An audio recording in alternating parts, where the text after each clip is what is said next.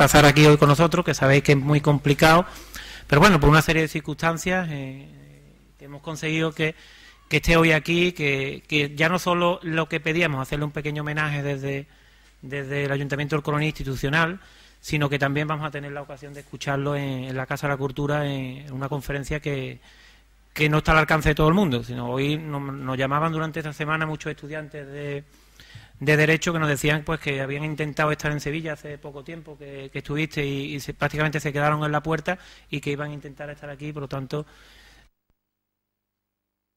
para nosotros es un enorme honor que estés aquí hoy con nosotros, que compartas esta tarde con nosotros, que es complicado un domingo y demás, pero bueno, agradecerte que compartas con nosotros, que estés aquí hoy en este pueblo. Por mi parte, yo le voy a dar la palabra a los portavoces de los dos grupos para que expresen también pues lo que ellos crean conveniente. Carni, ¿tú?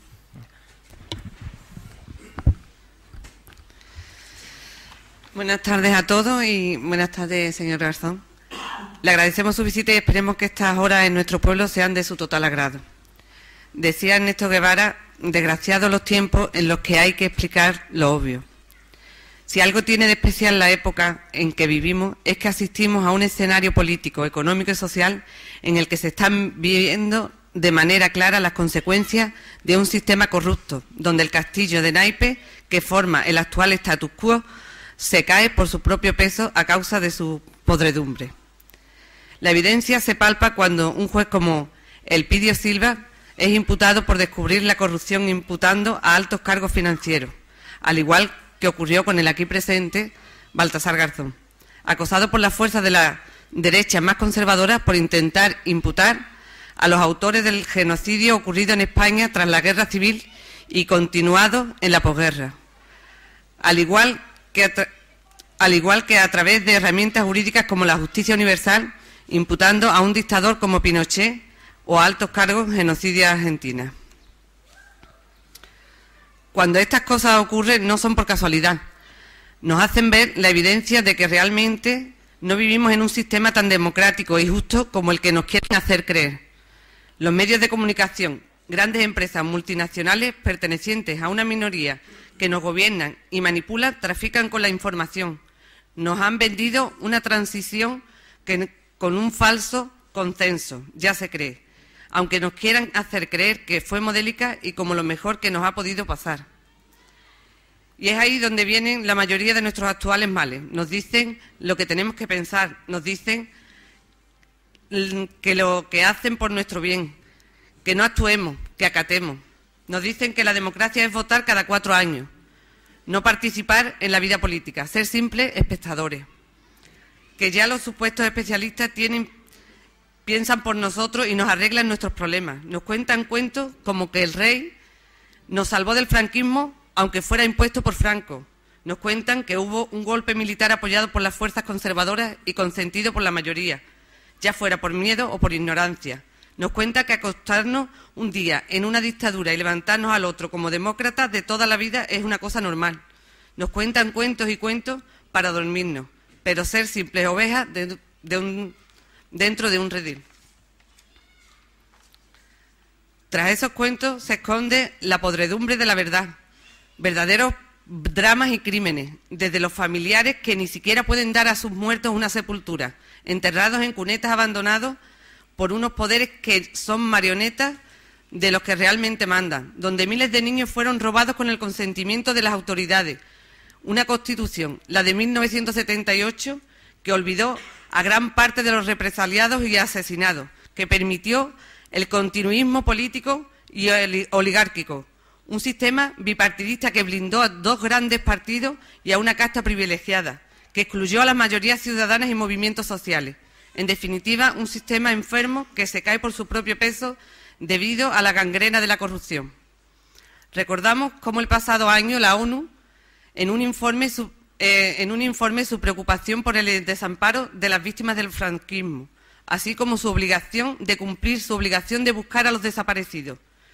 Ni el actual gobierno del PP ha asignado recursos para esta tarea, ni los anteriores gobiernos del PSOE, amparándose en una ley de amnistía que perdona a las víctimas y olvidan los crímenes de los verdugos. El objetivo no debe ser mirar al pasado con revancha. La verdad es reparadora, no solo para las víctimas, sino para la sociedad entera. Desde nuestra formación política defendemos que ante el espejismo que nos quieren vender es la hora de que los ciudadanos asumamos nuestra participación. Es hora de derribar el blindaje de un sistema franquista que sigue vigente en nuestra sociedad. Es hora de movilizarse, siguiendo con las movilizaciones como las pasadas del 22M, junto con los movimientos sociales como la de ayer, día 21 de junio, rodeando los parlamentos, diciendo a los que actualmente nos representan que los ciudadanos también tenemos voz, que no queremos monarquía, que no queremos pagar la deuda con la que tanto PSOE como PP han ayudado a salvar bancos corruptos, que queremos una verdadera democracia y en la que realmente seamos ciudadanos y no súbditos. Nos sumamos a este reconocimiento a Baltasar Garzón, constructivamente, pidiendo pan, techo, trabajo y justicia. Y me despido con una frase de Diamantino García que decía: no hay causas perdidas, sino causas difíciles, pero como son tan justas, algún día las ganaremos. Muy bien, muchas gracias.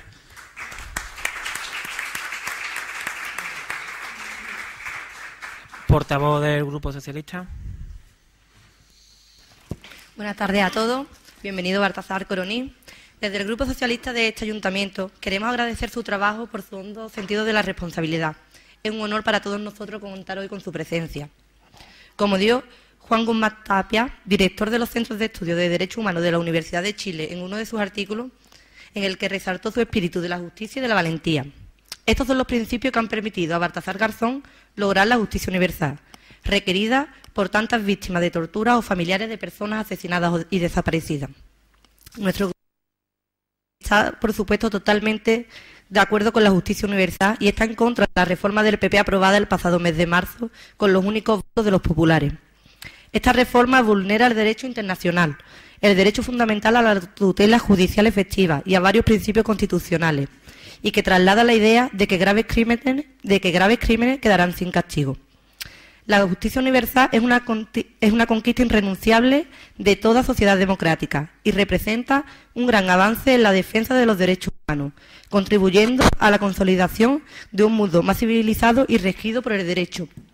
Nosotros queremos hacerte entrega desde el Grupo Socialista de un pequeño detalle para que te lleves un recuerdo de nuestro pueblo.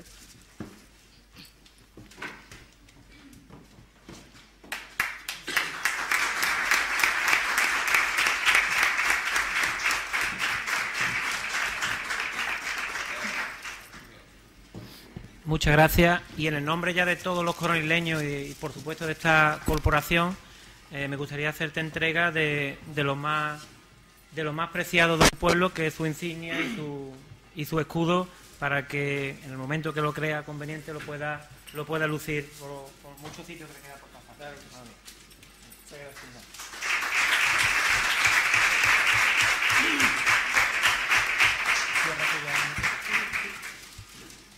Muchísimas gracias. Muchísimas gracias. Buenas tardes a todos, a todas. A los grupos de Izquierda Unida y del Partido Socialista y al alcalde como jefe de la corporación. La verdad es que es un placer estar en un ayuntamiento donde sí que se puede decir que gobiernan fuerzas progresistas, ¿no? Y gracias por esas palabras tan amables, tanto de un grupo como de otro. Era obligado en algún momento venir al Coronil, ha sido en domingo, con una festividad de Corpus Christi por medio también, pero no podía cuadrar en otro momento la agenda y esta tarde la comparto con vosotros, con vosotras y con mi madre después en Sevilla. Yo creo que tanto una alocución como la otra tienen muchos puntos en común. Por una parte, lo que supone en España el olvido de tantas víctimas del franquismo tiene bastante que ver con el ejercicio de la jurisdicción universal. muchas más, ¿no? Porque fue una reacción tanto desde un juzgado de instrucción, que era el mío, hasta el Tribunal Constitucional, años después, instaurando el principio de jurisdicción universal puro, es decir, perseguir aquellos crímenes que más agreden a la humanidad en cualquier parte del mundo si lo que está en juego es la impunidad. En ningún momento, hasta el día de hoy, han tenido el reconocimiento de la justicia. La ley de memoria histórica fue un intento inicial, muy corta, pero en cualquier caso la acción de la justicia quedó fuera. Y además hemos ido más allá, o han ido más allá, no solamente ha habido ausencia, sino persecución hacia aquellos que han pretendido que las puertas de los palacios de justicia se abrieran. Y en ese sentido no somos un buen ejemplo para el mundo. Y no lo somos, no nos podemos sentir orgullosos. Quizás los que actualmente ocupan el gobierno y los que tienen esa ideología de considerar que lo local es estrictamente lo único que vale y el principio de legalidad estricto local es el único que vale, no se dan cuenta de que cuando se precisa de la solidaridad internacional, cuando se precisa de una interacción, se debe de acudir precisamente a aquello que constituye hoy la esencia de una tradición, de una conquista de la humanidad. Y son reflejados en los tratados internacionales que protegen a los ciudadanos y ciudadanas como nosotros en un momento determinado, cuando entonces no existían o no permitieron esa protección. Mencionabas el informe de Naciones Unidas, no solamente ha sido uno, han sido varios, ¿no? Ha sido una constante. Por primera vez en toda la historia de Naciones Unidas respecto de un país democrático, es decir, es importante, ¿no? Con instituciones democráticas no ha habido nunca un pronunciamiento más completo por parte de las instituciones internacionales en contra de una impunidad tan flagrante como la de aquí. Ha sido el Comité de Derechos Humanos de la ONU, el Comité de Desaparición Forzada de Personas, el Grupo de Trabajo de Desaparición Forzada y de Detenciones Arbitrarias de Naciones Unidas, el relator para la verdad, la justicia y la reparación, el relator contra la tortura, todos ellos en informes y todos ellos han remitido sendas comunicaciones al gobierno, que por supuesto no hace públicos el gobierno, pidiéndole, exigiéndole esa reparación en aras a los principios de los que España dice que es parte y de los convenios que ha ratificado. Por tanto, yo creo que estamos en un momento muy delicado. Es un ejemplo más de lo que está sucediendo en una restricción de derechos y de garantías que ya estaban consolidadas o que habían sido peleadas y estábamos en una línea ascendente, y de golpe, pues en estos últimos años estamos sufriendo las consecuencias del negacionismo. Y como después diré en mi intervención, es muy duro ver cómo personas de 90, 92, 95, 96 años siguen pidiendo que se les reconozca su calidad de víctimas, que se les dé reparación y que se les permita exhumar o recuperar los restos de los seres queridos que fueron injusta y vilmente eliminados, asesinados, ejecutados extrajudicialmente, aunque más o menos era lo mismo, judicial que extrajudicialmente en ese momento, y desaparecidos hasta el día de la fecha, ¿no? Entonces esa es la obligación en la que estamos como parte de la plataforma contra la impunidad y por la Comisión de la Verdad, que la organización que presido, la fundación que presido, constituye. Estamos buscando que exista ese consenso de los grupos políticos para llevar en sus programas electorales esa necesidad de una vez por todas de reivindicar la memoria de las víctimas y la necesidad de la verdad. Y no solo con vistas hacia atrás, sino con el convencimiento de que lo que se haga ahora nos vale para el futuro. No es solo establecer qué ocurrió, sino qué ocurrió, qué ha sucedido y qué no tenemos que hacer en un futuro más o menos lejano para que no vuelva a suceder. Y yo creo que como las obras son amores y no buenas razones, el año próximo es un año electoral y tendríamos que apostar desde todos los grupos y partidos políticos sensibilizados con los derechos de las víctimas. Uno de esos puntos fundamentales sería este, sin dudas, sin fisuras y con la convicción de que es la única manera de conseguir y de que desde el ámbito de la representación política transmitamos o transmitan a los ciudadanos realmente la convicción de que esto es diferente. Muchísimas gracias también a Francisco de Paula por su presente. Desde luego es un trabajo a simple vista impresionante, recoger la memoria de un pueblo y las injusticias que aparecen por las páginas y por las fotos de un texto como este, sin lugar a dudas, no solo merece la pena, sino que es necesario y, por tanto, lo leeré y lo comentaremos seguramente en alguna otra ocasión. Y también a mis amigos de la Peña Bética, muchísimas gracias. Yo soy bético.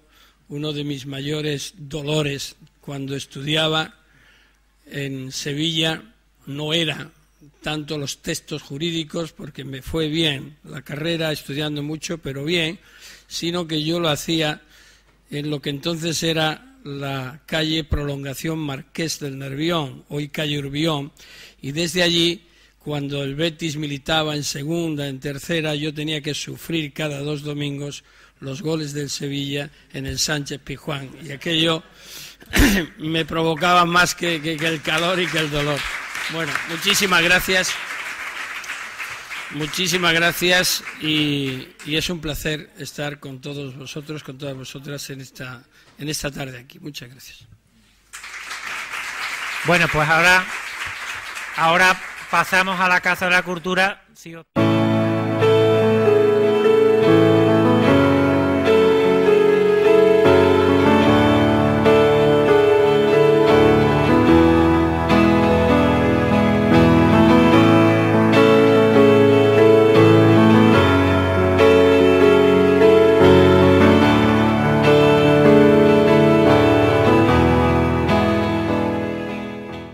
bueno, pues buenas tardes, bienvenidos todos a esta conferencia. A los que sois de aquí del Coroní, daros la bienvenida, a los que vienen de fuera, daros la misma bienvenida.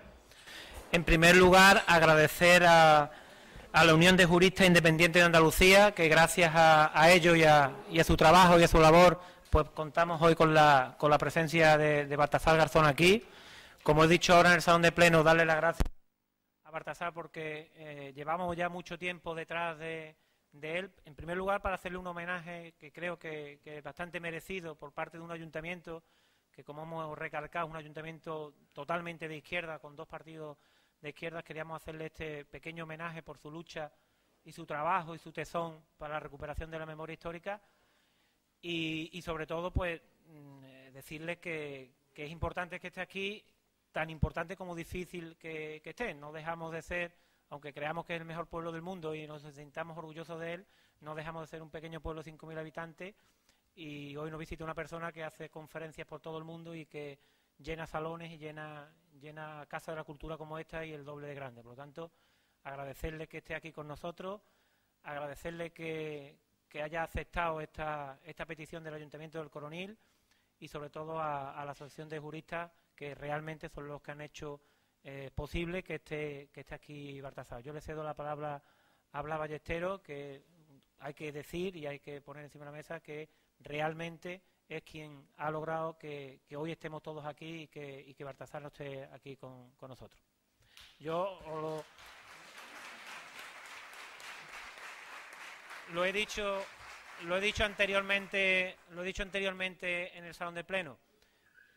Estáis aquí y la verdad que os vais a quedar impresionados, me vas a permitir que lo diga, porque si lo que vamos a escuchar aquí hoy es solamente una décima parte de lo que yo he escuchado en media hora tomando café, que hemos repasado todo lo que es actualidad ahora mismo, pues la verdad que no vais a sentir que habéis perdido el tiempo, ni mucho menos. Vais a salir sabiendo mucho más y sobre todo conociendo una visión distinta que seguramente que a mí yo no tenía y que hoy para mí uno de los días más felices como alcalde, y me gustaría compartirlo con vosotros. Blas. Buenas tardes. Sencillamente unas palabras antes de ceder la intervención a la persona que nos suma, que nos une y la que queremos escuchar todo, que es el juez, el amigo, la referencia, Baltasar Garzón, ¿no? En primer lugar, agradecer al alcalde, que tenía la intención hace tiempo de que Baltasar estuviera aquí con vosotros, y nosotros lo que hemos hecho es empujar un poco en esa dirección. Es decir, nosotros somos una asociación de abogados que dentro del currículum del propio Baltasar se suma que es nuestro presidente de honor, porque él escenifica todo lo que nosotros creemos sobre la justicia, sobre la democracia y sobre la ley como abogados. Pues nos constituimos en marzo y hoy tenemos ya representación en toda Andalucía. Somos la primera asociación de abogados progresistas que se ha organizado a nivel de España. Ya estamos en 3 comunidades y yo creo que podemos ser más tarde o más temprano esa referencia donde abogados, abogadas, asesores, juristas, licenciados puedan ser una referencia como asociación para defender los intereses de los más desprotegidos. Dar las gracias a los portavoces de los grupos municipales del Partido Socialista y de Izquierda Unida, al vicepresidente Jesús Cerdera, así como nuestra seguidora Juani, que nos sigue en todos los actos, hermana de Baltasar, que nos sigue en todos sitios, y a los ciudadanos y a los vecinos del Coronil. Solamente decir que nacimos esa asociación por una razón muy sencilla. Es decir, entendemos que en estos momentos se están quebrantando elementos legales, se están quebrantando derechos fundamentales y tienen que existir estructuras donde respondamos de alguna manera para que el poder no pueda arrebatarnos las conquistas sociales, los derechos individuales que hemos conseguido en los últimos años. El derecho a decidir sobre las mujeres con la ley del aborto, la nueva ley fiscal, el tema del aforamiento que se intenta plantear sobre Juan Carlos I, todo lo que ha sido en la memoria histórica, la justicia universal, lo que vais a escuchar aquí. Eso nos ha dado la razón de ser para crear una asociación independiente de abogados, donde estamos representados en esa junta directiva lo que es la izquierda progresista, la izquierda de Andalucía, porque queremos devolverle a nuestra tierra, porque los que estudiamos Derecho en aquel momento con muchas dificultades, el propio Baltasar comentaba cuando trabajaba preparándose las oposiciones, aquí muy cerca de aquí, en el Cabeza de San Juan, en el Cerro del Fantasma.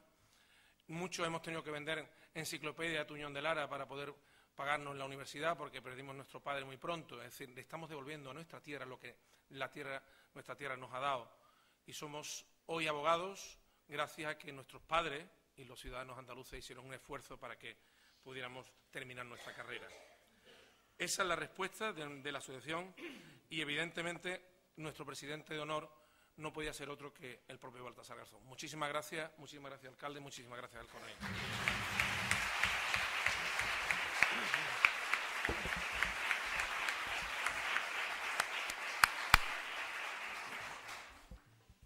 Muy buenas tardes todavía en Andalucía. ya sería bastante noche en algunos otros de los lugares donde actualmente desarrollo mi trabajo. Muchísimas gracias a todas, a todos por estar esta tarde aquí, que no deja de tener su mérito. Un domingo y además con fastos religiosos de por medio también, ocupar un espacio para oírme y para conversar es meritorio. Muchísimas gracias, Blas, muchísimas gracias, señor alcalde, en tu nombre a toda la corporación, como lo he hecho anteriormente en el Salón de Plenos. Y realmente quería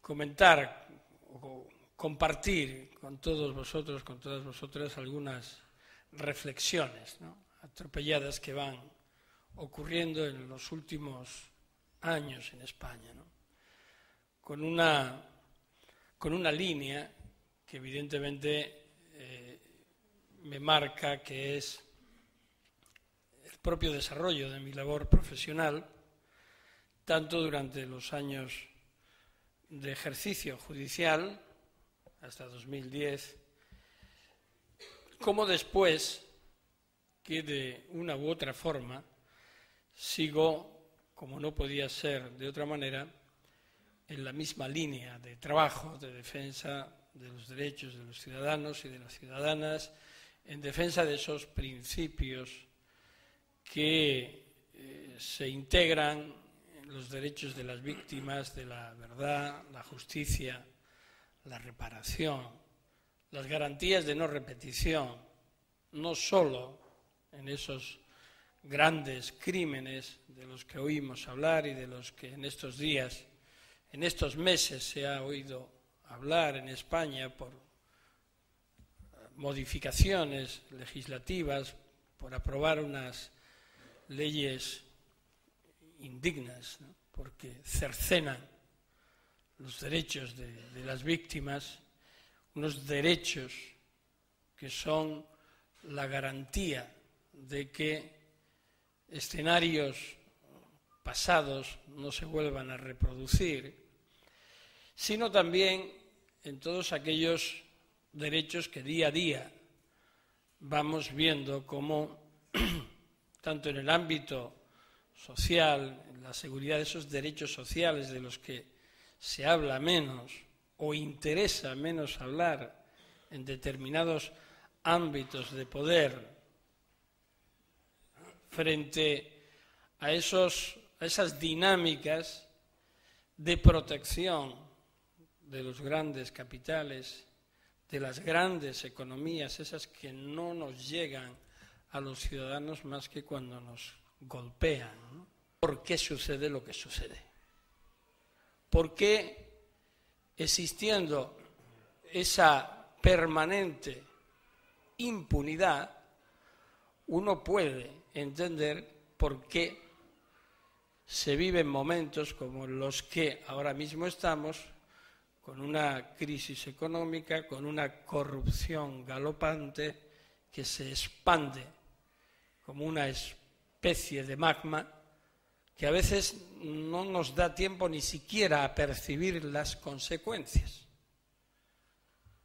Porque suceden tantos acontecimientos y hay una polarización y una connivencia a veces con los medios de comunicación o con algunos medios de comunicación, que la confusión es intencionada y absoluta. No interesa que la gente sepa. Las grandes corporaciones, cuando hablamos de grandes empresas, también hablamos de grandes empresas de la información. En un mundo en el que todo parece ser que es globalizado, menos el empleo, la información también lo es. Y el uso de la información puede ser determinante. Y la mercantilización de esa información también. Se dice lo que interesa y se oculta lo que conviene. En los últimos días, en las últimas semanas, hemos tenido un bombardeo permanente por el hecho, de todos conocidos, de la abdicación del jefe del Estado. Se ha vivido una especie de efervescencia monárquica inducida, que yo creo que, entre otras cosas, era innecesaria. Mira, hay cosas que son innecesarias. Si se produce una contestación o una reclamación republicana, pues estamos en un país libre, se puede hacer. Tenemos partidos republicanos y uno no acaba de entender cómo incluso se sanciona a la gente porque llevaran símbolos republicanos el día de la coronación de Felipe VI. Y uno dice, ¿y por qué? Es decir, ¿por qué esta exhibición? ¿Qué es lo que se teme? Que salgan personas mayores, menores, jóvenes, grandes, chicos, a decir que la forma de gobierno quieren que sea una diferente. Bueno, si estamos en un sistema democrático, eso es bueno. La discrepancia es buena, el debate es bueno, la discusión es necesaria y la diversidad también. Y no por eso se rompe una sociedad. Ninguna sociedad se rompe tampoco porque se aplique la justicia. Está históricamente comprobado. Quien no quiere que se aplique la justicia son los victimarios, son aquellos que no quieren que esa zona acotada de impunidad se pueda ver interferida por la acción de los ciudadanos o de la justicia o de cualquier actor que cuestione el espacio de poder o el espacio de acción impune que necesitan para seguir adelante. Desde mi punto de vista, quizás hubiera sido mucho más constructivo en el día de ayer, en el que, con gran parafernalia también, se dijo que el primer acto público de Su Majestad Felipe VI era entrevistarse con las víctimas del terrorismo. Hoy, viniendo hacia acá, en el AVE, he visto la fotografía con los y las representantes de las distintas organizaciones de víctimas del terrorismo. Y está bien, absolutamente está bien. ¿Cómo vamos a decir que no? Todos somos víctimas. Pero no he visto a las asociaciones de víctimas del franquismo. No he visto ninguna. No han tenido ni siquiera el detalle de reconocer que 150.000 víctimas civiles siguen esperando reparación, siguen esperando verdad, siguen esperando justicia. Nadie se ha ocupado desde la oficialidad en hacer esa reivindicación. Nadie le ha parecido que hay algo que hacer en España todavía para que realmente España sea un Estado de Derecho. Y desde luego, cuando digo nadie, no me refiero a voces, que las ha habido, sino a nadie institucionalmente, desde el propio entorno del gobierno, que obviamente le interesa bastante poco esta historia, ni siquiera desde la propia jefatura del Estado. Eso nos lleva a un espacio muy peligroso, que es la clasificación de las víctimas. Clasificar las víctimas por ideologías o por intereses o por cualquier otra circunstancia, cuando se hace ya en una democracia consolidada, después de una dictadura de 40 años, es muy peligroso, porque denota una preferencia en la protección en función de la utilización o el uso político que puedas hacer de los mismos. Y sin embargo, se olvida en forma consciente esa multiplicidad de derechos que siguen violentándose. Para que vosotros y vosotras lo entendáis, los que no formáis parte del mundo del derecho, un crimen de desaparición forzada de personas, y no vale el argumento, como se ha encargado de decir todos y cada uno de los informes de Naciones Unidas en el último año en sus exámenes referentes a España, no vale decir que el delito de desaparición forzada de personas se introduce en España a partir del año 2003, porque hay toda una historia internacional que desde principios del siglo XX viene formando y consolidando que ese hecho es delictivo, haya ocurrido con anterioridad o con posterioridad. Y una desaparición forzada de personas como delito sigue siendo delito permanente hasta que el Estado tome las medidas necesarias para hacer cesar esa situación. Cuando el Estado diga que se investigue esos hechos, que se indague qué ocurrió y que se repare a las víctimas. Eso es lo que se intentó hacer a instancia de las víctimas, para oprobio del Estado español y de los representantes políticos y legislativos de los y las españoles y españolas. Fue la sociedad civil la que una vez más inició la reivindicación contra la impunidad. Las asociaciones de víctimas de derechos humanos, la sociedad civil fue la que primero comenzó a solicitar exhumaciones y después presentó la acción penal en la Audiencia Nacional. Y es cierto que se sumaron sindicatos, que se sumaron partidos políticos, sí, pero una vez más se comprueba que en este tipo de crímenes masivos la iniciativa nunca la lleva el Estado, sino la sociedad civil, salvo excepciones. Y fue a partir de ahí cuando se reclama por primera vez, año 2006. Y en el año 2008, mi juzgado, yo mismo, decido aceptar esa reclamación para iniciar la investigación. No había nada más. Era decir, aquí hay, en ese momento, 114.000 víctimas que tampoco, para oprobio del Estado, se habían clasificado, ni contado jamás.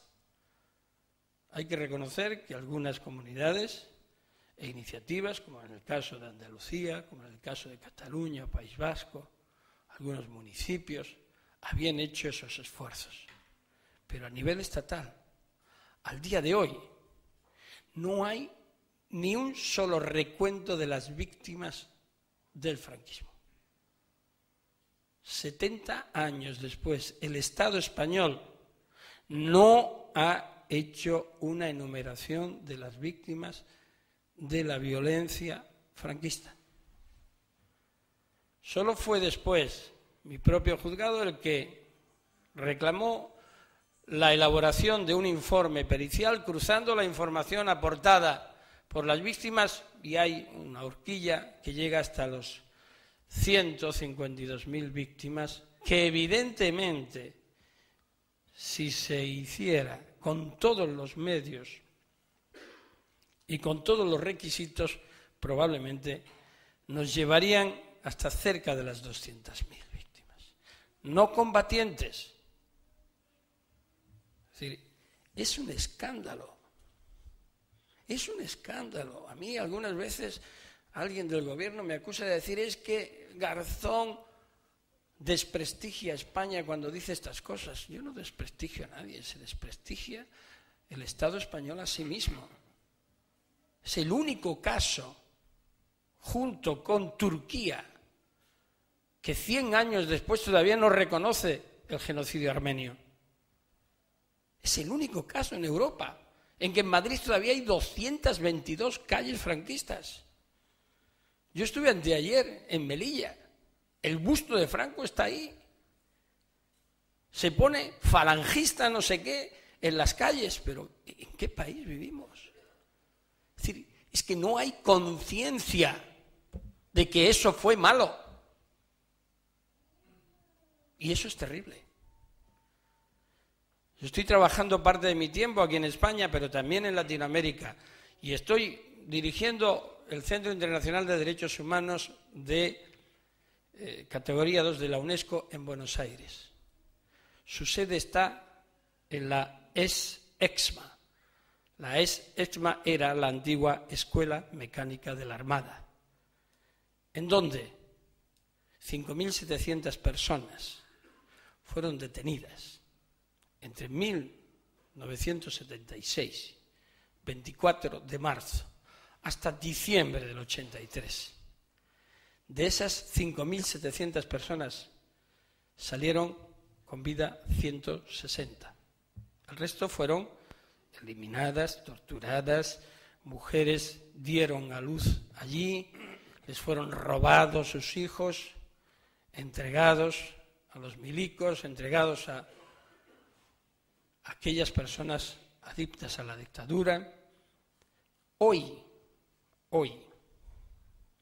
es un centro de memoria, es un centro donde y en el que los organismos de derechos humanos se han concentrado, en donde puedes ver cómo colegios completos y ciudadanos normales y corrientes van y hacen la visita a esa parte que todavía se mantiene, que está marcada por los grilletes en las escaleras, de subir y bajar a los centros de tortura y de picana eléctrica, o los que estaban tabicados y no salían siquiera durante varios días en cubículos de 1,5 metros por 30 o 40 centímetros.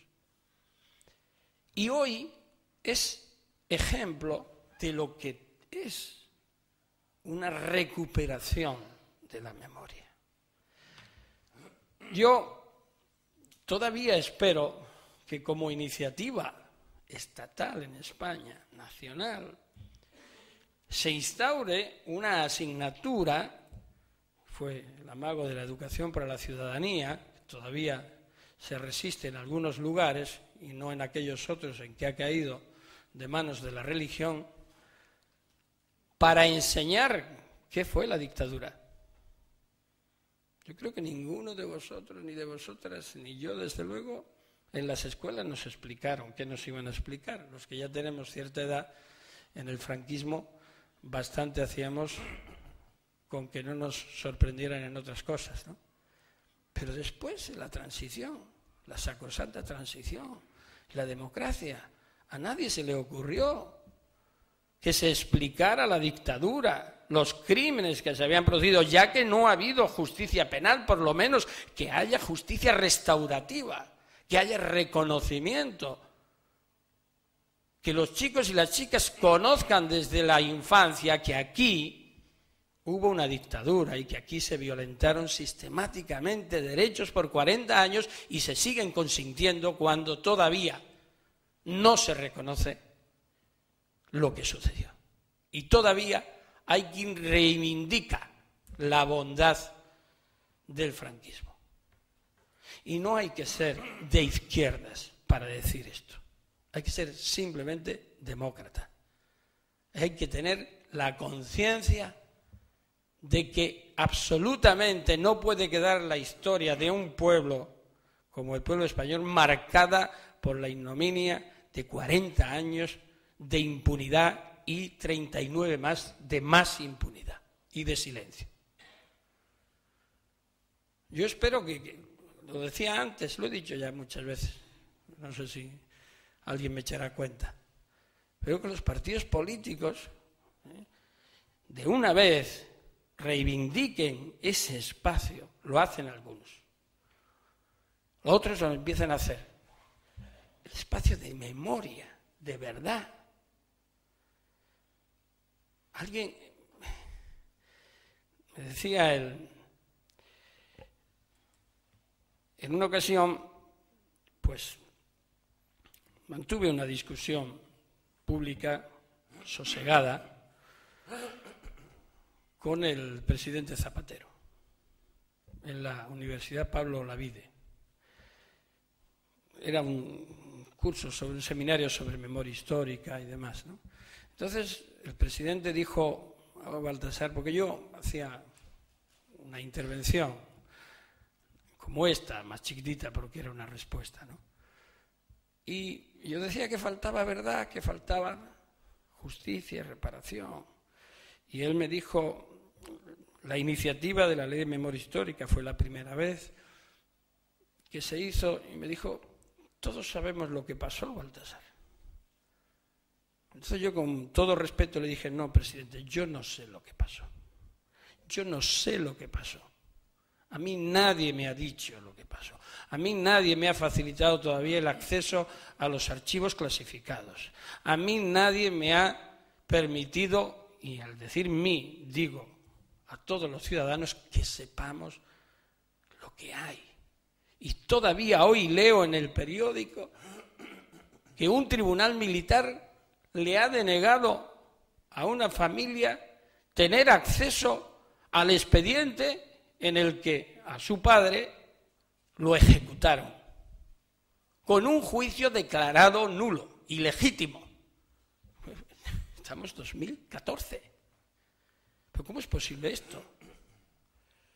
Es decir, ¿qué nos está ocurriendo a la sociedad española que por encima de ideología no somos capaces de darnos cuenta de esa dosis de indiferencia que tenemos respecto de unos hechos que nos han marcado y que nos van a seguir marcando? No tendríamos que estar hablando ahora de aquí, de esto, de muchas cosas tendríamos que estar hablando, pero esto tendría que ser un hecho superado ya. Me decía el relator Pablo de Greiff, de Verdad, Justicia y Reparación de Naciones Unidas, cuando vino en enero de este año aquí a España a hacer la inspección, y ya dio su informe preliminar, pero todavía no ha dado el definitivo, que será bastante contundente. Y me decía, porque yo un año antes o por ahí le había dicho, España tiene que estar en tu agenda, Pablo, tiene que estar en tu agenda. Bueno, hay muchos países, pero finalmente la puso en su agenda. Y me dijo, a los 3 o 4 días de estar aquí, me dijo, es peor de lo que yo me imaginaba y es peor de lo que me habías dicho. Digo, bueno, pues no hay nada como comprobar lo que sucede, ¿no? Y no está curado de espanto porque es colombiano, y Colombia, pues, el índice de violencia acumulada también en 40 años es grande, es enorme, ¿no? Y entonces dice, mira, la primera noche estuve cenando, me invitó a cenar el ministro de Asuntos Exteriores. Ellos llaman el canciller, ¿no? Me dijo que no lo contara, pero como estamos en familia yo lo cuento. No creo que se enfade, pero bueno, y si se enfada pues tampoco pasa nada. Pero es que redondea un poquito la idea que yo quería transmitiros, ¿no?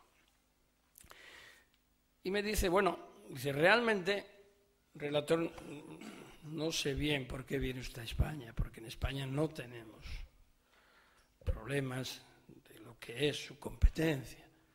Verdad, justicia, reparación, porque en España estamos reconciliados, hace mucho tiempo que estamos reconciliados. Entonces, ante la sorpresa, o por lo menos la expectación del relator, continuó y dijo, mire, en mi familia hubo personas que fueron favorecidas por el sistema anterior. El lenguaje aquí es importante, ¿eh? Es tremendo el lenguaje, el uso del lenguaje es terrible. Y dice, y otra parte de la familia, pues que no tuvo nada que ver con ese sistema. Dice, y no discutimos. ¿Y sabe por qué no discutimos? Porque no hablamos de esto. Es decir, eso en términos mínimos de comprensión significa exactamente lo contrario. Es decir, no hablamos de esto porque si hablamos nos enganchamos. Entonces, ¿qué reconciliación ha habido? ¿Qué verdad ha habido? No hay reconciliación porque no hay verdad.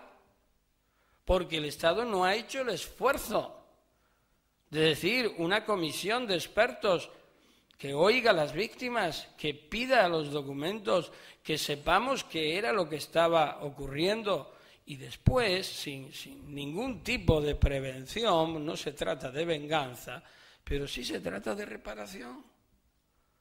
Y la reparación, como la verdad, como la justicia, como decía antes, del tipo que sea posible, es o son las garantías de la no repetición, de que nunca después vuelva a suceder esto, que ahora nos parece inverosímil, pero también como nos parecía que inverosímil que hubiera una crisis económica del carajo, como la que ha habido, como la que estamos, ¿no? O que lleváramos a unas cuotas de paro impresionantes, aunque que nos quisieran hacer comulgar con rueda de molino de que esto va bien, etcétera, etcétera, etcétera, ¿no? Y yo creo que en gran parte, lo que nos está sucediendo es que esa impunidad, esto es una teoría personal, esa impunidad que se consagró con la transición y que yo puedo entender que en aquel momento pudiera estar justificada. Ha habido ejemplos en otros países en que ha sucedido algo similar y después se ha retomado el tema. El ejemplo es Argentina. Argentina fue terminada la dictadura y hubo un juicio a las juntas militares. Y se condenó a los jefes de Estado de las juntas militares, de las 3 juntas militares argentinas de la dictadura. Un año después se empezaron a aplicar las leyes de obediencia debida, punto final, y se acabó. Esa es otra historia. Y después, a partir de 2003, con un gobierno, con un presidente que decidió, escenificando la retirada de la galería de retratos de jefes de Estado argentinos, bajar el de Rafael Videla, diciendo, este no merece estar entre los presidentes argentinos, lo que hay que hacer es que los jueces investiguen, persiguen y resarzan a las víctimas. Y el Estado funcionó. Y las leyes se anularon. Y parece que en España decir que se anule una ley es como, no sé, tocar a rebato, como lo de tocar la Constitución. Y luego de madrugada, cuando convino, se modificó la Constitución por el puñetero déficit. Pero si se trata de otras cosas, no toquen ustedes porque se derrumba el Estado. Si eso fuera así, ¿qué Estado democrático tenemos? ¿Qué estamos haciendo entonces? Si se nos vende que si se toca la Constitución, pues, por ejemplo, para un referéndum sobre si monarquía o república, ¿qué más lógico que con la modificación correspondiente los ciudadanos y las ciudadanas españolas podemos decir sí, queremos seguir este sistema de monarquía parlamentaria? No, mire, queremos una reforma diferente. Máxime cuando el rey que hemos tenido, que es verdad que rubricó la Constitución, pero también es verdad que juró fidelidad a los principios del movimiento nacional y a las leyes fundamentales del reino. Y eso está ahí. Y eso está ahí. Y eso no es falta de respeto. Para mí tiene todo el respeto institucionalmente el jefe del Estado. Soy respetuoso de la Constitución. Pero las normas se pueden cambiar. Y a veces se deben cambiar. Y qué curioso que para lo único que se modifican es para proteger de nuevo y garantizar impunidades. Eso es inaceptable. Pero es inaceptable que se vaya a consumar esos aforamientos y esas normas de protección urbi et orbi al pasado y al futuro, para que veáis que cuando se decide aplicar retroactivamente la ley, se aplica. Y cuando algunos intentamos interpretar retrospectivamente para amparar a las víctimas, nos cae la marabunta encima. Y que se haga esto para aforar a una persona. Y que no se haga nada para avanzar en ese reconocimiento de las víctimas. Esto es llamativo. Yo espero, emplazo a los partidos y como ciudadano lo puedo decir, que tienen que votar esa ley, que espero que por lo menos esa votación se quede el Partido Popular en solitario como en la de la reforma de la jurisdicción universal. Solamente así voy a creer en algunos. Porque no hay ninguna razón jurídica de que esa extensión se haga. Parece como que hay algo que ocultar, que estamos temblando, pero bueno, la máxima institución debe de ser pura, inmaculada, éticamente perfecta. Eso debe ser un representante público. Ese debe ser el jefe, el presidente del gobierno, el jefe del Estado, los representantes, los jueces.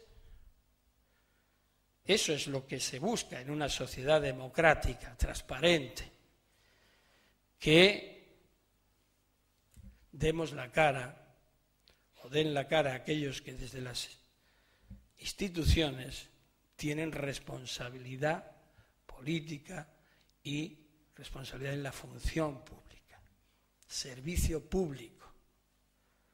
No se puede defender, y yo la defiendo, la independencia de los jueces, y en serio que defiendo la independencia de los jueces en España, si no continuamos con una transparencia en la gestión de la administración de justicia. Que los ciudadanos y las ciudadanas sepan lo que se está haciendo. Que no tengan miedo a las instituciones. Que ir ante un juez es ir temblando. Normalmente los que tienen poco que responder. Los que tienen mucho que responder van muy tranquilos. Porque saben que es un sistema que de una u otra forma no va a tratar igual a todos los ciudadanos. Esa es la pura verdad. Yo cuento, y con esto voy a terminar, una anécdota que me ocurrió hace muchos años, 2 anécdotas. Una por lo del uso del lenguaje, que en este caso es el lenguaje de los jueces, la forma de escribir,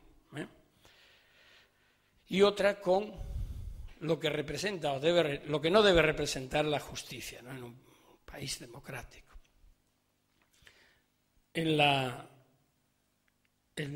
primera anécdota, yo estaba de juez en Almería. Y entonces dicté una sentencia, era una sentencia civil. Escribí muchos folios y todo. Entonces el secretario, el oficial, mejor dicho, me dice: don Baltasar, hay una señora mayor, grande, que está llorando ahí, que quiere hablar con usted. Y yo dije, y el abogado dice: no, el abogado no está, la han mandado el abogado. Digo, vaya tela, ya se ha quitado el abogado del medio. Y bueno, pues venga. Yo procuraba siempre recibir a todos los que iban, a todas las que iban. Y bueno, pues que pase la señora. Y la señora lloraba, y yo le decía: señora, ¿pero qué le pasa a usted? Ya me habían dicho el asunto, que el asunto lo había ganado ella. Y yo no entendía nada. ¿Por qué lloraba la mujer? ¿Y por qué lloraba la mujer? Y entonces ya de que conseguí que se tranquilizara, dice: es que esto es una vergüenza para mí, es que cómo es posible que esto me haya ocurrido a mí. Y digo: pero señora, si ha ganado usted el pleito. Y entonces me queda así mirando y me dice: ¿cómo que lo he ganado? Digo: sí, que lo he ganado, que lo ha ganado usted. Dice: pues no me había enterado. No había entendido nada. El abogado no le había dicho, no había conseguido explicarle, pero es que la sentencia yo la releí y era indigerible. Considerando, respondiendo, considerando que actuando, que tal, todo gerundios. Y yo digo, ¿pero qué estamos haciendo? Esto no puede ser. No podemos estar dictando resoluciones que no entienden los que las reciben y que incluso ha ganado el pleito y la mujer creía que lo había perdido, porque no se enteraba ni para Dios de lo que había escrito el juez. Yo dije, se acabó. Esto aquí cambio porque esto no funciona bien. Y la segunda anécdota de lo que significa la justicia, y todavía mucha gente es igual porque como que el Poder Judicial todavía tiene como una especie de rictus autoritarios en algunos casos que tenemos que ir superando. Estaba también en Almería y era un juicio penal, Jerónimo, era un juicio penal, genial. Entonces los jueces de instrucción también hacíamos juicios, ¿no? Después ya no. Era inconstitucional y además bien inconstitucional porque decían, no formamos prejuicio, narices. Y cuando agarrabas a uno lo condenabas después, era una locura, ¿no? Y entonces pasa un testigo, pasa un señor y el señor tenía en los pantalones, abajo, tenía 2 pinzas de estas de la ropa porque había venido en bicicleta. Y entonces para no mancharse la pernera con la grasa de la cadena, pues el hombre llevaba 2 pinzas y se le había olvidado quitárselas, ¿no? Entonces yo estaba allí tal que aquí, ¿no? Con la toga, el fiscal. Entonces yo lo vi y le digo, por favor, bájese los pantalones. Y el hombre no se miró a las pinzas, echó mano a la correa y empezó a quitarse la correa para bajarse los pantalones. Y en ese momento yo dije, de nuevo digo, ¿pero qué es esto? O sea, ¿en qué estado viene este hombre para que le diga al juez bájese los pantalones y no se le ocurra que lleva las pinzas de la bicicleta en la pierna, ¿no? En fin, son anécdotas que se quedan en la historia judicial, pero que a mí me hicieron reflexionar en aquel tiempo lejano de que las cosas tenían que cambiar y debían cambiar para que los ciudadanos, las ciudadanas, cuando van al Poder Judicial, no se encuentren en un territorio hostil, en un territorio donde bien dice, ¿qué me van a decir? ¿Qué va a pasarme? ¿No? Entonces, son planteamientos que yo creo que están todos concatenados unos con otros, porque curiosamente los poderes uno de los poderes que no sufrió transición en España también fue el judicial. No hubo un antes y un después, hubo una permanencia. Algunos eso lo defienden como que funcionaba bien antes y funcionaba bien después. Yo lo que digo es que habría gente buena antes, gente buena después, pero no hubo un antes y un después de la dictadura, como tampoco en la Iglesia y en lo económico. Fueron los 3 ámbitos en los que no hubo, en lo militar sí, porque hubo un golpe de Estado y entonces hubo una respuesta frente a ese intento de golpe de Estado. Por tanto, los otros tienen que, o han debido de legitimarse poco a poco, aunque en la Constitución estén recogidos, pero la legitimación la entiendo yo como el día a día, la superación del día a día en la defensa de los derechos de los ciudadanos, no generando temor, generando proximidad, no generando una especie de casta y unos súbditos a los que se aplica la justicia, sino que son los que exigen justicia. Nosotros, los jueces, los abogados, que son colaboradores de la justicia, somos servidores públicos. Y todos y cada uno tenemos que tener en nuestra cabeza la idea de servicio público. Y hasta que eso no se consiga, no vamos a conseguir realmente un sistema auténticamente democrático en el que los valores de la verdad, la justicia, la reparación rijan nuestras vidas y, por supuesto, el futuro de un pueblo que se construye con esos derechos, pero no sobre el olvido o la impunidad. Muchísimas gracias.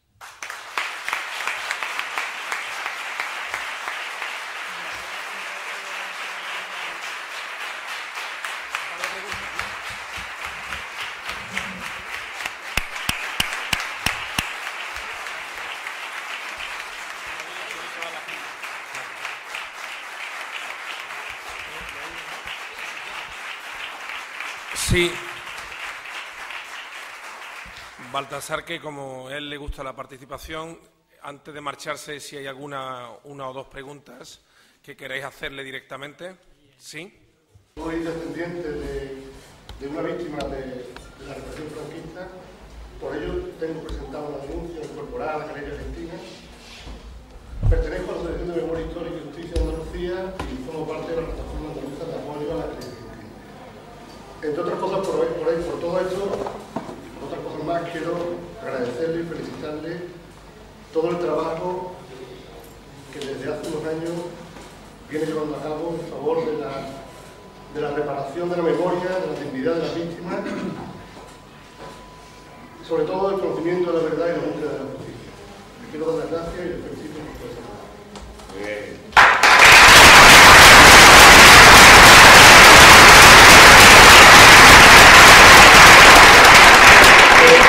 Pero quiero aprovechar la oportunidad para hacerle una pregunta como jurista, porque hay cuestiones que en todo este trabajo que llevamos a cabo desde los movimientos memorialistas, desde las asociaciones, pues no alcanzamos a entender. Verá, le explico un poco. Conoce muy bien, seguro que conoce muy bien, porque paralizó toda esa iniciativa que puso en marcha el Audiencia Nacional en el año 2008 para la investigación de los crímenes franquistas, aquella sentencia de la Sala Segunda del Tribunal Supremo, la 101/2002 del 27 de febrero, bueno, porque entre otras cosas dijo que sí, que las familias tenemos derecho a conocer la verdad, pero que la responsabilidad penal estaba extinguida, que habían prescrito los crímenes, como bien sabe, y ahí me quiero detener, la competencia en investigación de las fosas era competencia de los tribunales o de los juzgados territoriales.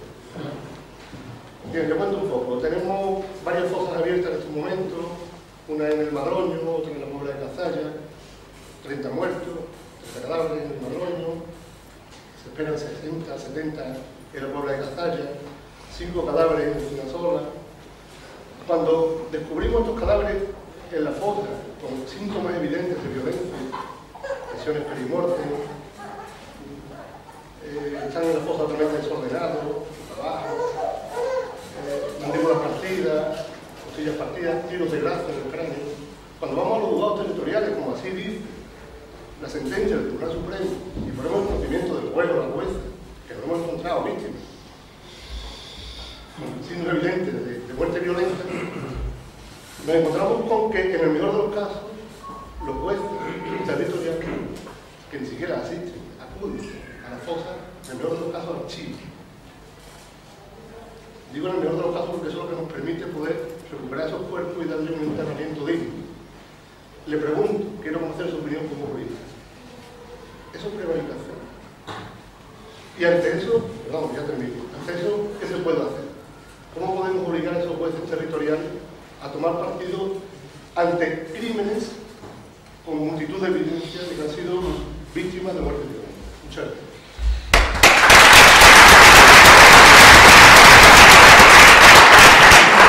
La sentencia del Tribunal Supremo dice lo que dice, pero después hay un auto del Tribunal Supremo de la Sala Segunda, creo que es por el 24 o 25 de marzo de 2012, en el que resuelve una cuestión de competencia que yo mismo había suscitado ante la Sala Segunda y que dejaron en suspenso hasta que me juzgaran, nuevamente haciendo gala del mundo al revés, ¿no? Es decir, todas las víctimas del franquismo se supeditaron al juicio contra el juez.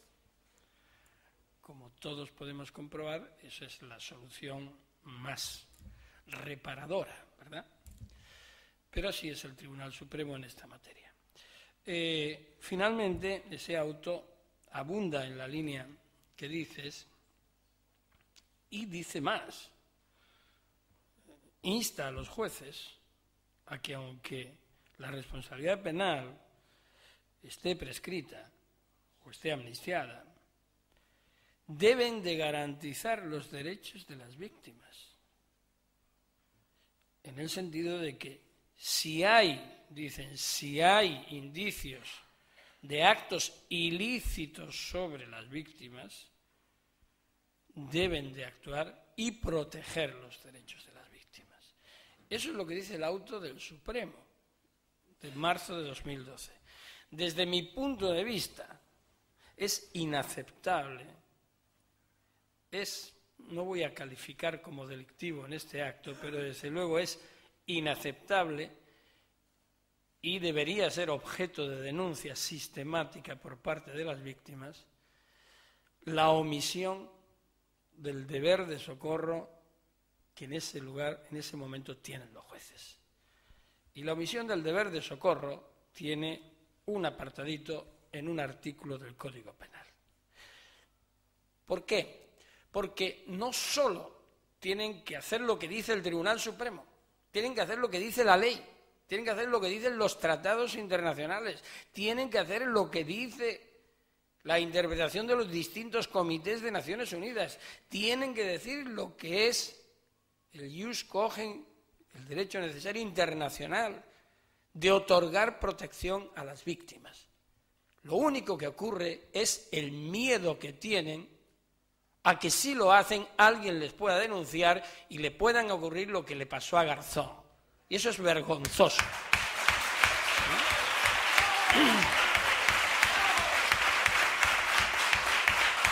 Y entonces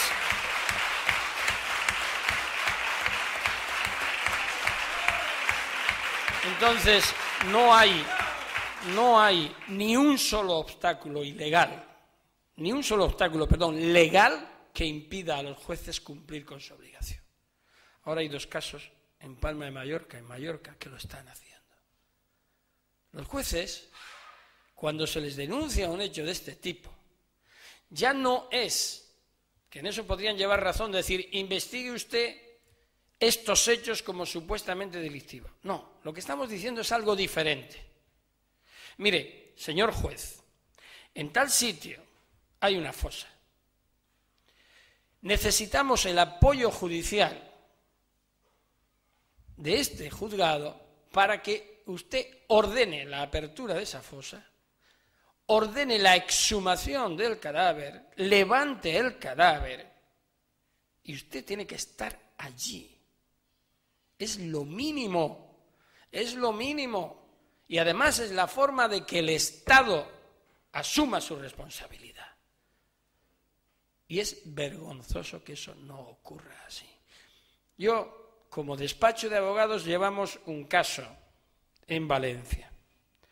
Llevamos un caso pro bono, es decir, vino una familia a nosotros a través de la memoria de la Asociación de Memoria Histórica de Valencia y dijimos, os ayudamos. Vale. 5 años, la familia de Teófilo Alcoriza. Teófilo Alcoriza es asesinado en 1947, 47, cuando ya decían que no había nada. Era el padre de Pedro Alcoriza, que hoy sigue vivo con 95 años. Pedro Alcoriza era guerrillero, pertenecía a un movimiento guerrillero todavía que estaba activo en Valencia. Van a por él la Guardia Civil y no está. Se llevan al padre. Al día siguiente aparece ahorcado. Y el parte es que se ahorcó con los cordones de los zapatos. Como todo el mundo sabe, en aquella época, y los que somos agricultores, yo descendiente de agricultores, y también en mis primeros años algún que otro azadón he utilizado, pues se iba con zapatos de cordones a trabajar en el campo, claro. Yo lo único que recuerdo es que se iba con albarcas, y las albarcas tenían hebillas, no tenían cordones. Pero en fin, al margen de esa historia de cómo murió y demás, es claro, ¿no? Entonces, 5 años la administración negándole, la administración del Ayuntamiento de Valencia, de Rita Barberá, mis bolsos. Digo bolsos por los bolsos que recibe muchos regalos con bolsos. Entonces, se deniega. Cuando nosotros nos hacemos cargo, bueno, sea porque era yo o por lo que fuera, se produjo cierto movimiento, hubo una moción del Partido Socialista, también de Iniciativa Valenciana, de Izquierda Unida, todos se concitaron en decir esto es un escándalo y, curiosamente, el Ayuntamiento dijo sí, vamos a dar la autorización. La autorización al día de hoy está dada, pero simultáneamente yo dije vayamos al juzgado, planteémosle al juzgado esto, que estos son hechos criminales.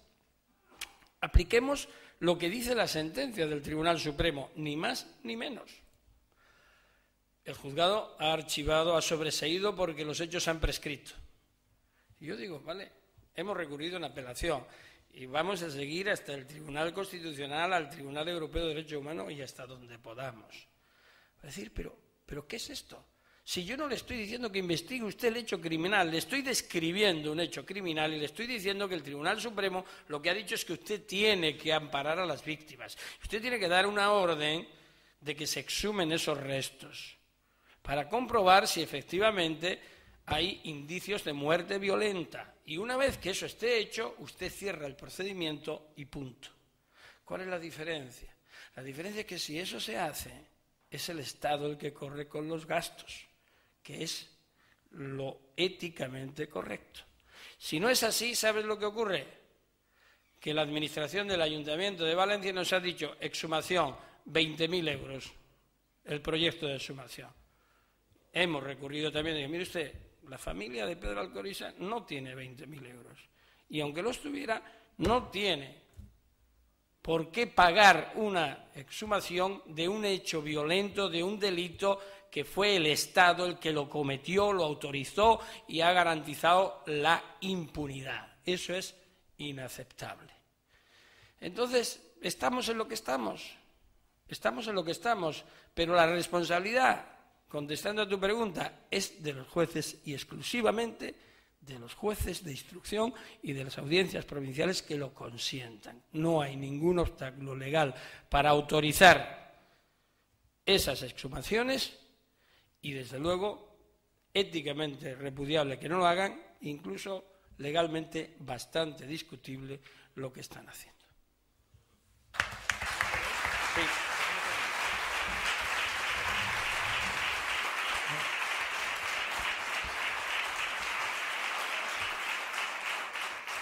Una última cuestión, porque habíamos quedado con él que era hasta las 10 nada más y la familia está esperando, pero una cuestión porque ha pasado de un poco por encima de toda la exposición que ha hecho hablando del aforamiento, de nuevo aforamiento que se está hablando estos 2 días, de esa enmienda del Congreso del aforamiento del ya anterior rey.